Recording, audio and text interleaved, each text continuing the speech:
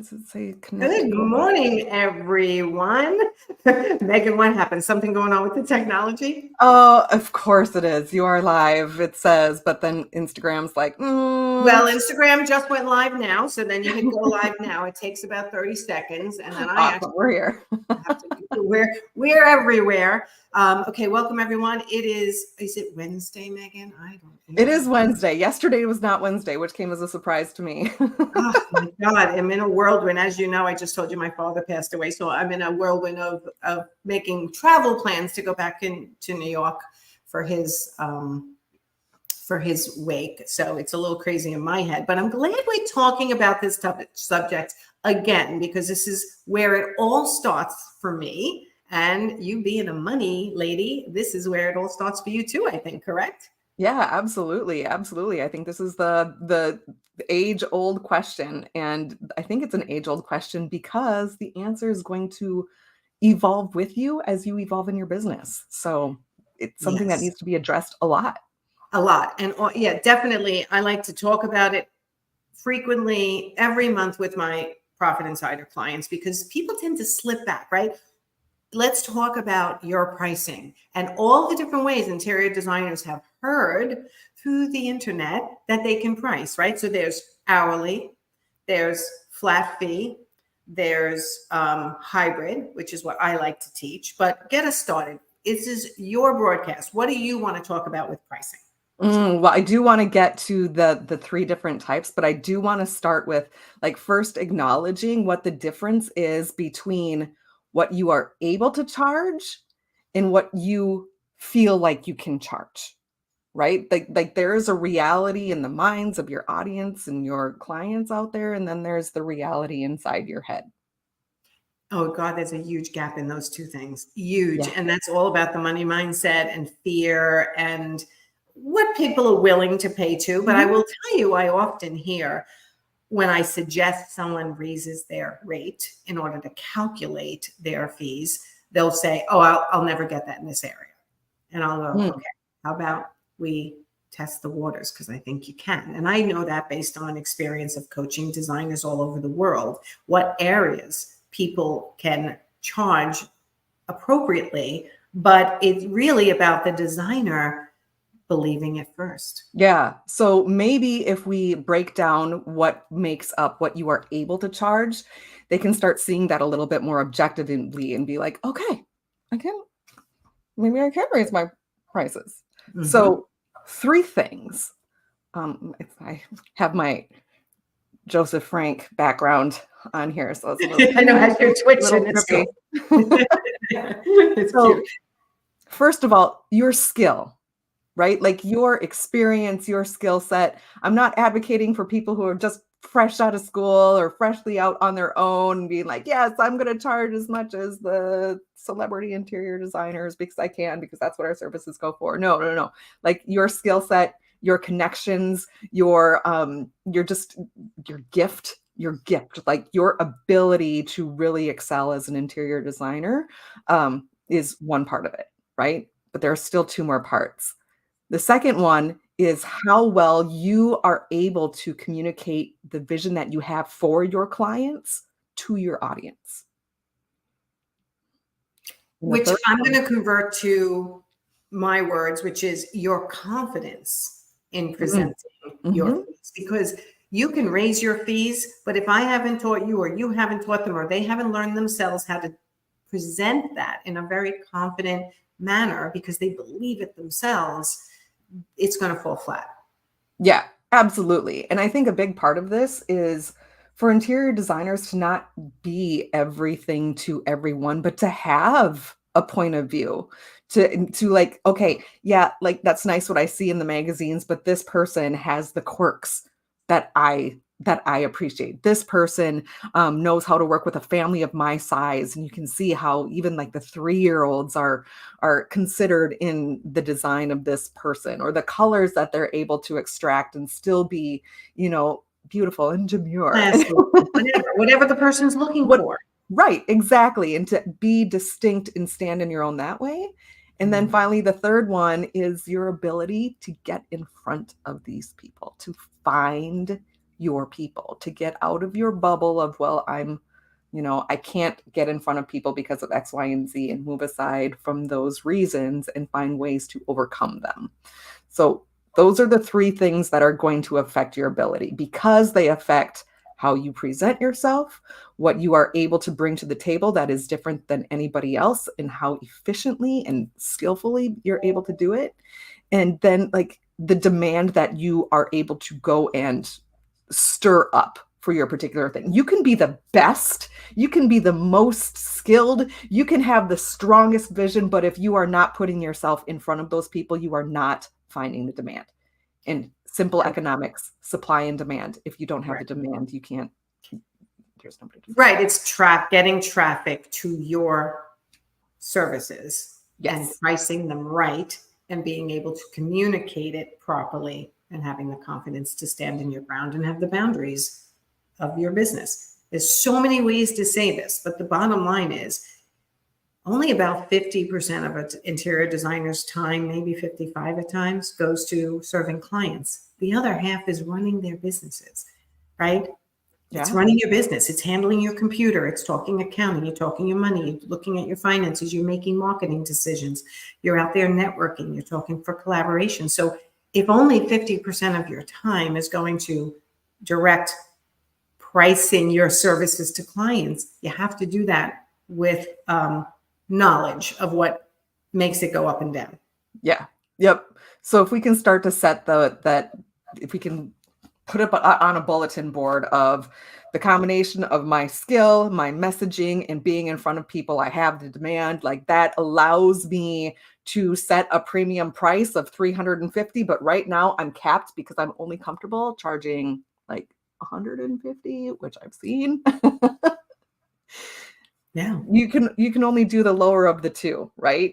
You can only charge either what you're able to charge or what you feel comfortable charging. And if it's this way, you're only able to charge the lower. Interesting. Okay, say that again. You're only able to charge what you're comfortable charging or what you're able to charge, right? What you're able to charge in your market. Yeah, right. Your cap is either going to be your guts or the cap in the market. Exactly.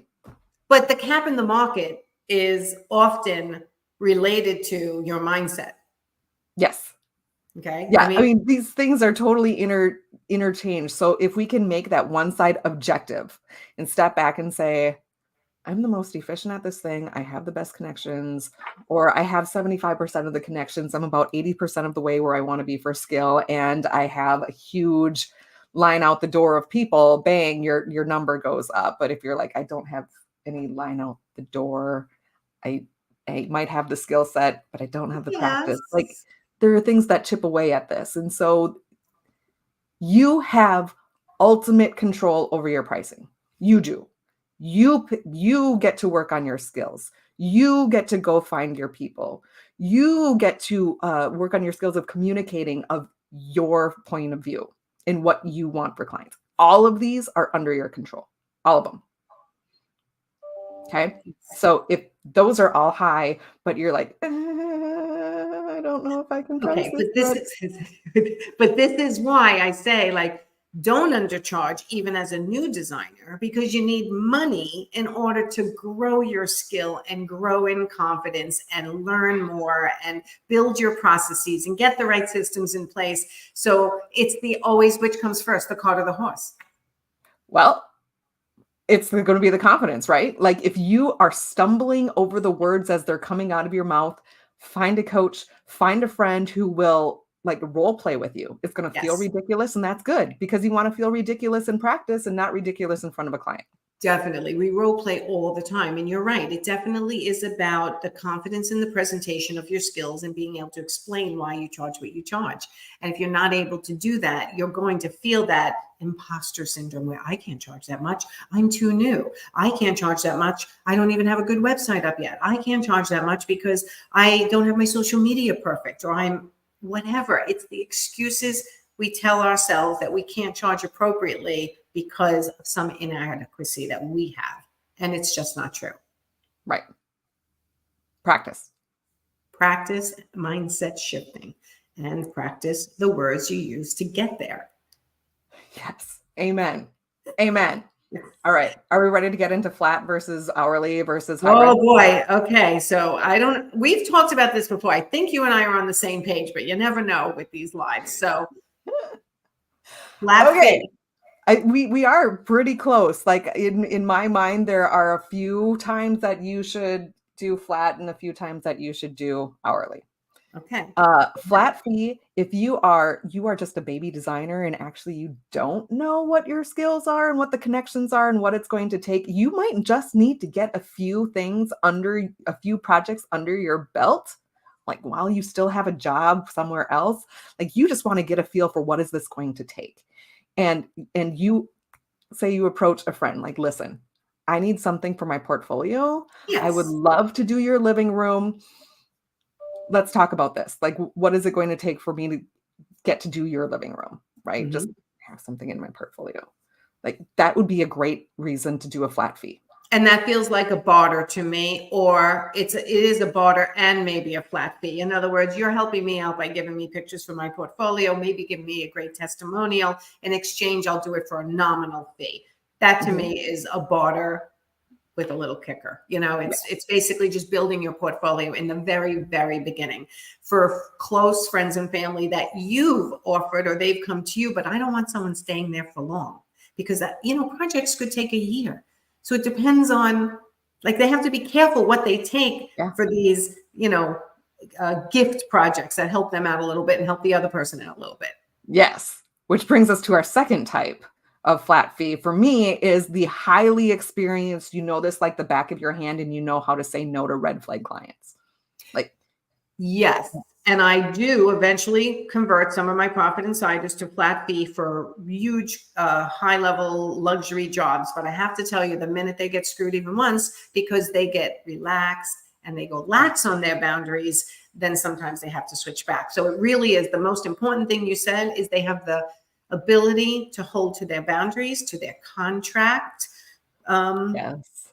and if more money is needed, they have the personality and the relationship with the clients that they are able to go back and ask for more money. You nailed it. That was like the big thing I have underlined. An exclamation point is boundaries, strong Boundaries. boundaries that you know how to enforce.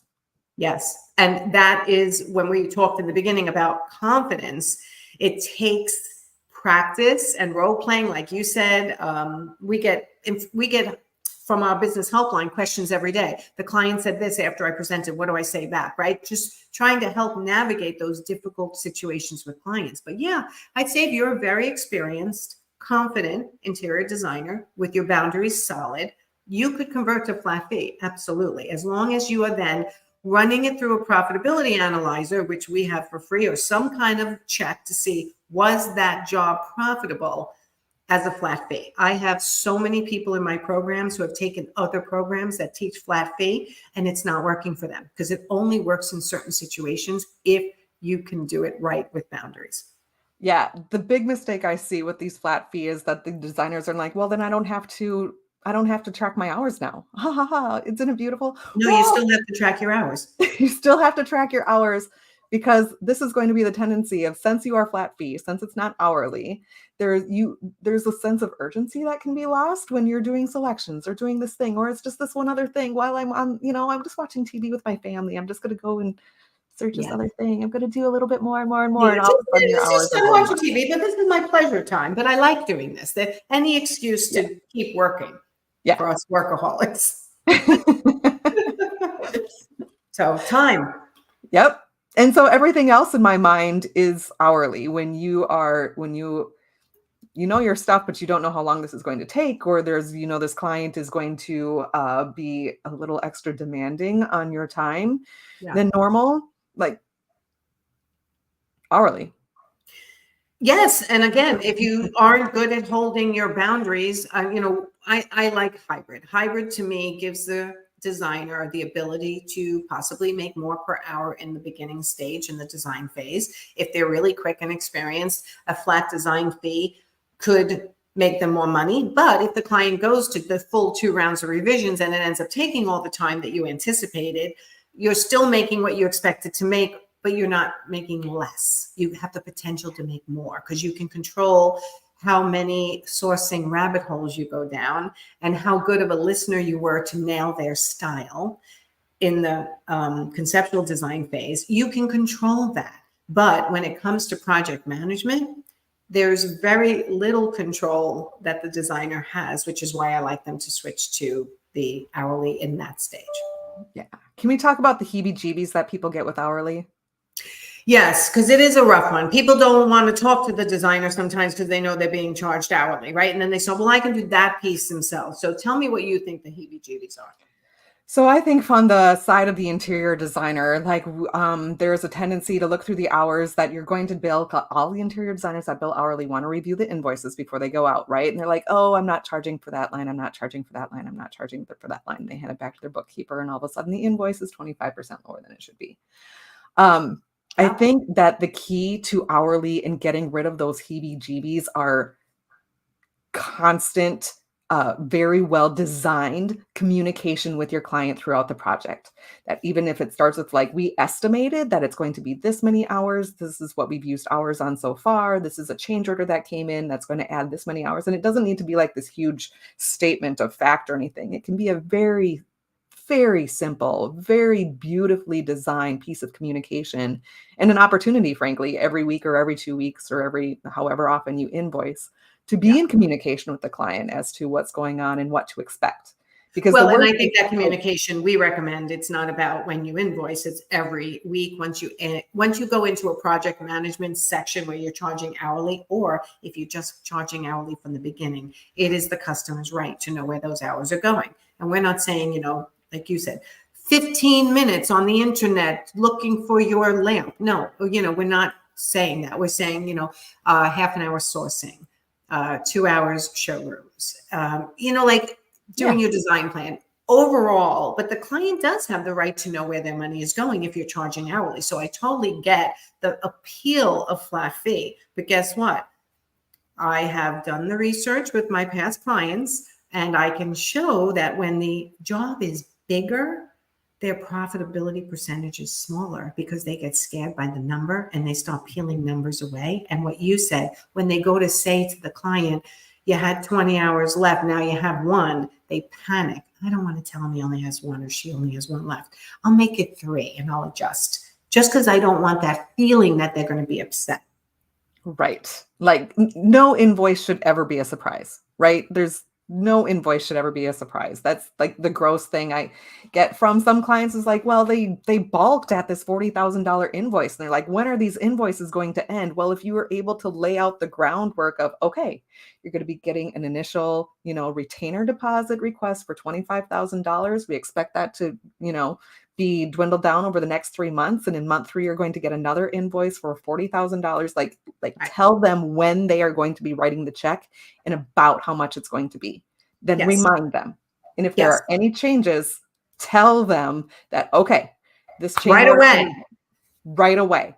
This is what you can expect in changes for the money that you're going to give me. Get used to talking about money. We always say, Leslie and I talk money early and often.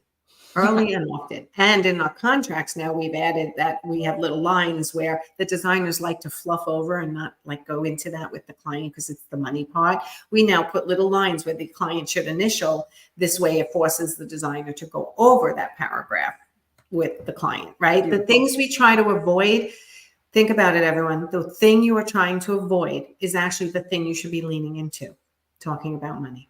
And it's 100%. Hard. And we try, and I say at the beginning of every one of my groups, we're going to teach you how to talk about money like it's talking about breakfast. We're going to take the emotion out of the money story and just talk about it like it is what it is. This is what you get for this amount of money. Too much money? Then let's reduce what you get, because that's the way business works. Amen. Amen. It's very simple in theory, but it's really hard to do when you're faced with the client going, what do you mean it costs that much money? That's ridiculous. I didn't anticipate that amount of money. Like, I get it. It's hard. But when you get that confidence, it's like Denise is saying, it's common sense when you get the confidence, but it's not common sense when you're anxiety ridden over talking about money. And what a skill to have, right? Like once this is no longer uncomfortable for you, once this just becomes that uncharged conversation, like it, you're going to be that much better of a business person and that much more profitable. So to get over that now is going to save you the rest of your life, the rest of Yes. your career. So just Yes. do it now. Just do it Yeah, now. I mean, often people come to me, they've been in business 10, 15, 20, sometimes 30, even more years. And they're like, I can't believe I didn't do this till now. I have never made the money I was supposed to make because I was always afraid to charge, or I didn't believe I could charge this much. And I didn't know how to present it to the client early and often and confidently. It's a struggle. Always pricing is a struggle, Megan, don't you think? Mhm. Oh, Hmm. yeah. Oh, yeah. Because here's the thing. You're going to get comfortable with that price. Economy's going to change and your prices are going to need to shift. They'll shift Yes. up, shift Yes. up, shift Yes. up. And every Yeah. time you shift up, you're going to have that new, but every time, because you have practiced it before, it's going to be easier to get over and easier to get over as long as you just keep doing it. Yes. And like Denise saying, it comes with experience and time, but I'm going to add, it also comes with learning, Yeah. experience and time and learning. So you can speed up experience and time by getting an accountability partner and practicing, or getting a coach and practicing, or having a lot of conversations about money until you get comfortable with it. It's imperative to be a business owner to be able to talk about money and not get your heart racing and get so nervous you can't sleep the night before every proposal.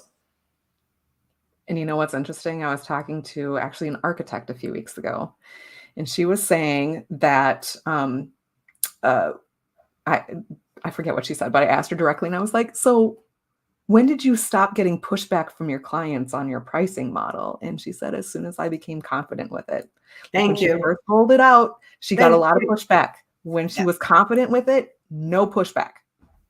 Well, because also pushback is in your head, right? If I present my prices and someone says I cannot, then I know their mindset is not right to do what I need them to do to get their own business to the next level, right? Yeah. They have to have that mindset of, I'm willing to invest in myself. And for a designer, they need a client who's willing to invest in their home. And they find the value in that. Just like I need people who value coaching and realize we're going to speed up their progress. It's not going to take them 15 years to get to whatever they're looking to make. It's going to take them a lot less if they get help. So a designer needs a client who actually honors their home over, possibly, if their money is tight, over travel, over out dinners out, over, a great car, whatever. People decide where they want to spend their money. If you're trying to sell to someone who doesn't value their home the way you need them to hire you for services, then it's a whole difficult road from day one with that client. Right? Amen. So presenting confidently, valuing your own services in a humble way will make you go, this client doesn't value me. I can feel it now. So why am I going to go through the effort to try to convince them that I have value? I'm going to present that I have value and let them make a decision. There it is. Right? It's a conversation. So if you look at sales and trying to convince somebody, it's just having a conversation confidently about what you do. And they're either going to come into your world and say, yay, let's do this, because they know you're good at it, or they're going to say, it's not for me. And then you have to have the confidence to say, okay, not a problem. When I see my ideal client, I will charge them appropriately and I will enjoy the job.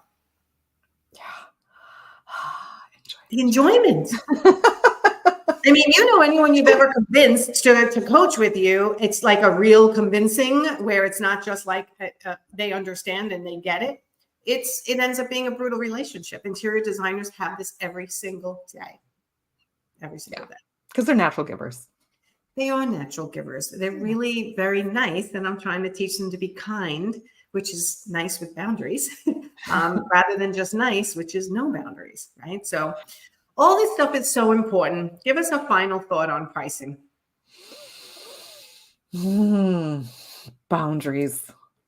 Boundaries make pricing easier. Yes, they do. Yes, they do. All right. That's the end of our broadcast. If you have any questions about your pricing, tell them, well, you can reach out to me, but Megan, tell them what you do precisely to help interior designers get their head out of the sand with their money.